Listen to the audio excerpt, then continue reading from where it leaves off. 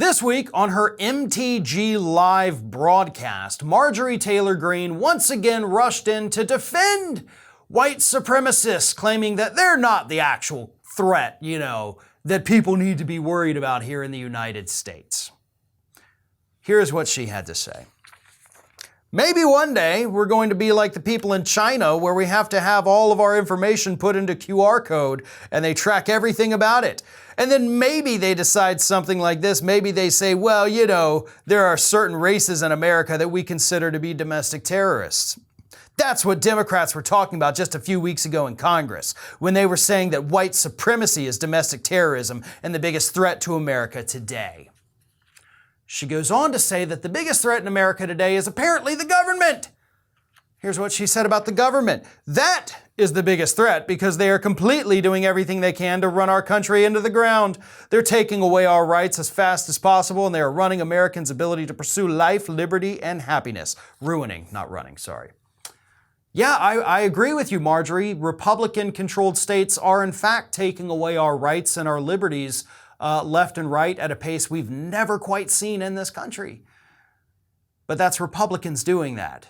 You kind of omitted that fact because you actually are okay with those rights that people are losing in red states. But let's talk about white supremacy, right? I mean, she wants to defend it, saying this isn't a threat. We're going to end up like China somehow. I don't really even get the correlation there. But white supremacy, domestic terrorism, has of course been at the top of the Department of Homeland Security's list of #1 threats to the United States since the Bush administration, folks. Since the Bush administration! So we have known, I think 2006 was one of the first times they said that's the biggest threat to us domestically here. So we have known for 16 years. Our intelligence agencies, our national law enforcement agencies have all been telling us about the threat posed to us by these white supremacists, by these white nationalists, by the racists, by the domestic terrorists. This isn't something new, Marjorie. It's new that Congress actually tried to do something about it, and of course, all the Republicans didn't want to do that. But this isn't new. This is something we have known about for a very long time. This is something that those institutions in Washington, D.C. have been monitoring very closely. They've done a piss-poor job of trying to actually stop it or abate it in any way. But they do know that it exists, and they do know that it is the #1 threat to all of us here. But Greene doesn't want to address that. And I think part of the reason is because deep down she likely knows that that's her base, right? You can't piss off the old white racists because those are the people that put her in office.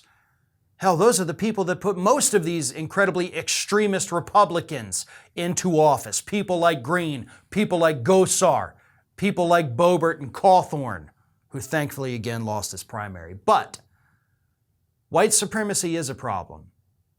The people who are telling you that it's not, people like Marjorie Taylor Greene, they're telling you that it's not because they have a vested interest. In fact, their political careers depend on those very same people that our intelligence agencies are telling us are domestic terrorists. This is Hattie. Hattie wants to know why you have not subscribed to our channel. You obviously like our videos, so do us a favor and subscribe.